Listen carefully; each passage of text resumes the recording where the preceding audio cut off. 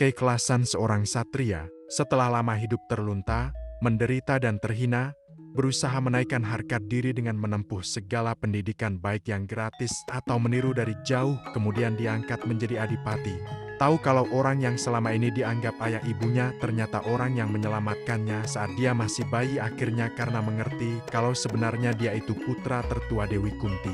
Kepastian itu diperkuat 3 hari menjelang pecahnya Perang Baratayudha, saat Batara Surya yang merupakan ayah biologis dari Karna menemuinya dan menunjukkan tes DNA serta akta kelahiran aspal. Akta itu asli tapi karena dilahirkan di luar nikah, apalagi lewat telinga maka ya dibuat lewat jalan belakang istilahnya jalur cepat. Persiapan Perang Baratayudha ternyata juga berimbas pada Mabes Kahyangan.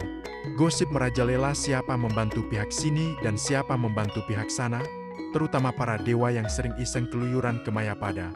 Semua memonitor dan ingin membantu para anak biologisnya hasil iseng selama ini. Tidak ketinggalan Batara Indra yang merupakan ayah biologis Arjuna. Indra takut banget dengan kesaktian Karna. Menurut skenario akan bertemu adu sakti dengan Arjuna, terutama pusakanya Karna yang dibawa sejak lahir yang berupa anting-anting mustika, bisa memperingatkan Karna dari segala bahaya. Persis radar atau GPS saat ini bisa menunjukkan di mana posisi musuh serta kotang kerikas wargan yang mampu melindungi Karna dari segala senjata apapun. Ini mungkin dibuat dari baja meteorit campuran.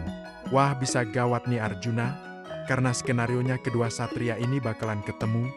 Harus dicari cara agar kedua pusaka itu bisa lepas. Batara Surya juga melihat gelagat Batara Indra, lalu mengingatkan Karna saat memberitahu kepastian dia juga putra Kunti. Kalau nanti ada Brahmana menemimu dan meminta kedua pusaka itu, ingat, sekali lagi, ingat ya jangan diberikan apapun alasannya. Karena Brahmana itu sesungguhnya penyamaran Batara Indra loh. Ayahanda, tergantung siapa yang memintanya.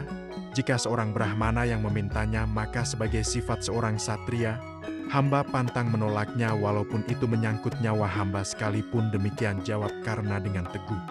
Betul juga apa yang diduga Batara Surya. Keesokan harinya muncul seorang Brahmana tua di hadapan Adipati Karna yang meminta kedua benda pusaka itu. Bila mana Bapak Brahmana memang menginginkannya, ambillah kedua benda ini. Cuma hamba tidak bisa melepaskan sendiri karena ini pemberian ayahanda Batara Surya. Hanya dewa sajalah yang bisa melepas kedua benda ini, jawab Kama dengan tegas dan ikhlas.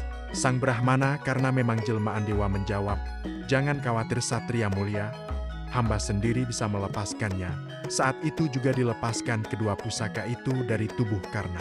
Dan rahasia pemalsuan Brahmana itu pun terbongkar dengan sendirinya, tetapi Karna sama sekali tidak mempermasalahkannya. Brahmana tua yang merupakan jelmaan Batara Indra sangat terharu dengan keikhlasan dan keluhuran budi Karna.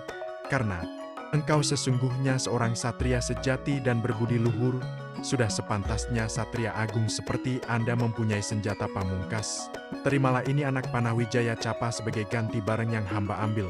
Sesungguhnya pertukaran itu sama sekali tidak adil. Tetapi karena menjawab, hamba telah menyerahkan dengan ikhlas kedua barang yang Bapak minta.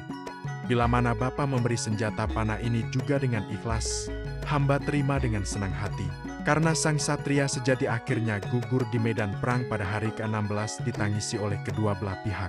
Karena merupakan putra tertua Dewi Kunti, juga ipar Prabu Suyudana dan sekaligus menantu Prabu Salya, seorang yang memiliki harga diri tinggi tetapi tidak mementingkan diri sendiri.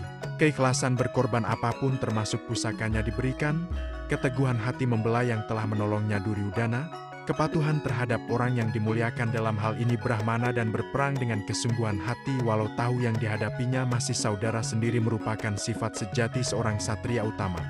Sampai jumpa di cerita Republik Wayang berikutnya.